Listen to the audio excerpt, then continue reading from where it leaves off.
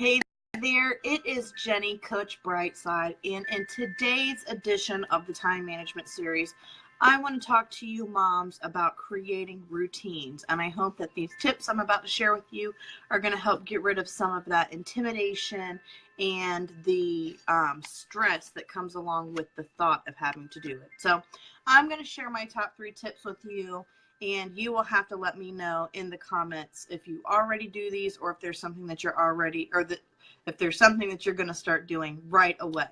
So tip number 1, do not compare yourself or your situation or your day-to-day life to another mother. It is so easy to seek the advice from another mom. Lots of women, don't do that. This girl wants to be on the camera so bad. Lots of mothers give unsolicited advice when it comes to routines because they think that what's working for their family is automatically going to work for you, and it just doesn't work that way. Every person, every personality, every body is different, and if you compare yourself to somebody else, you're just going to get discouraged because what's working for them is not necessarily going to work with your situation. Now, an example of a routine, well, really, let's talk about what a routine is. It's any form of, any combination of tasks, any set of tasks that you do repeatedly over and over again. So it could be something as simple as putting your shoes on and getting out the door. That is a routine. Getting dressed and ready for work. That is a routine. I don't have to do that. I'm a stay-at-home mom. My kids and I, we stay in our PJs all day unless we have to go out anywhere. But we still have routines throughout the day. And if I compared myself to the routines of a mother that worked or another stay-at-home mother that got out and did more things than we did, I would get frustrated and stressed out because it may not necessarily work for my family. Tip number 2, I want you to be flexible and be open-minded. When you're creating routines for your family, the very first go around may not necessarily work. You have to play with it. You have to see what is going to do the job for you guys, what's going to do well. So an example of a routine I tried to do with my family was when I started homeschooling my daughter. She is 4, she's of the preschool age, but we still technically have 2 years before she starts kindergarten. But I want to teach her everything she needs to know now, and then possibly keep her home and homeschool her into her elementary school years. But initially, my thought was we would all wake up, we'd get dressed, we'd have breakfast, we'd do homeschool, we'd play, it would be lovely and fantastic, and then we'd have all this time in the afternoon to do whatever we wanted and go everywhere. But that just did not work out the way I planned it in my head. I had to be open-minded, I had to be flexible. My personality and the personalities of my children, we are not fans of the morning. It takes us a long time to wake up and even get our energy levels to a point of where we can communicate at human level. So it didn't work out the way I wanted to, and it's okay. I just had to adjust and make it work. So now when we do homeschool, and she's actually doing a form of it right now, that works best for us in the afternoon when our energies are at our prime levels, when we're in good moods, when we're happy, after we've eaten and we're all feeling good, we're not hangry, we're not at each other's throats. When we run errands, when we do anything outside of the home. I know a lot of other stay-at-home moms do it first thing in the morning because their kids have to have a nap at 12 o'clock and they have to get up at a certain time so they can start dinner. We do not do that. We get out of the house around lunchtime or right after lunch because that's when our energy and our personalities are at its peak. It works for us, and that goes back to number 1. Don't compare yourself to anybody else. Try it out. If it doesn't work, it doesn't make you a failure. It just means that that didn't work and you need to move on. Bedtime. Someone used to tell me I always was doing bedtime wrong because we weren't doing dinner and then bath and then story and then bedtime. And they weren't going to bed at a consistent time every single night.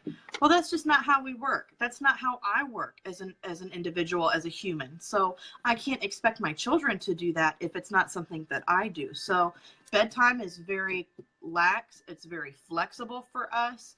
We usually do the same order of things, but we are not strict on time. So if you have a routine, if it's something that is part of your personality where you have to have a time attached to every single task, then try it. Otherwise, just scrap it. If it doesn't work, let it go, move on, rearrange, and then go about your day.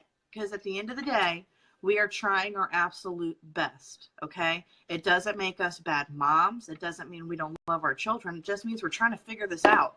We were not told how to raise our kids or how to be good at time management or how to be effective when it comes to doing this whole family thing. So we have to figure it out. And then my last tip is, it's very simple. It may not work for everybody, but for me, I like to be able to visualize the routine. I like to be able to see it, and it also helps those involved. So what I mean by that, you could have a checklist. As the kids get older, they could have a little chart. Maybe you do chores in a specific order. Maybe they pick up the toys off the floor first and put them where they go. Then maybe they vacuum, and then maybe they dust the tables. Whatever the case may be, I'm just throwing a little example out there for you. Give them something to see. Give them something to go off of. Even if they're doing it from muscle memory, if it's something that they do on a consistent basis, it's still good for them to have something to visualize. You could do a reward system where you do stickers, or, you know, just have something for them to have responsibility of, because that, I think, is important too. When we did our, when we started homeschool, I went on Google and I found a bunch of cute little images that represented different things. So like breakfast had one, school had one, playtime had one, and I made up this little schedule for her that she could see. So I'd say, okay, Leilani, we just had breakfast. What are we supposed to do now? And even though she wasn't even 4 at the time, she had just turned 3. It was still something for her to be able to have ownership of. She was able to keep herself accountable, and she was responsible in the fact that she could tell me what would happen next. So that also goes into the other tip that I gave you guys with planning out your time. If you have people involved in your family with your routines, let them have the access to see whatever it is, because, you know, maybe they need to change it up. Maybe they need to do something different. Well, they need to be able to see it, and it helps alleviate communication issues. If they can see that you guys have 4 things to do before you can get out the door to go to the movie, then they're going to crush those 4 things so they can get to that movie.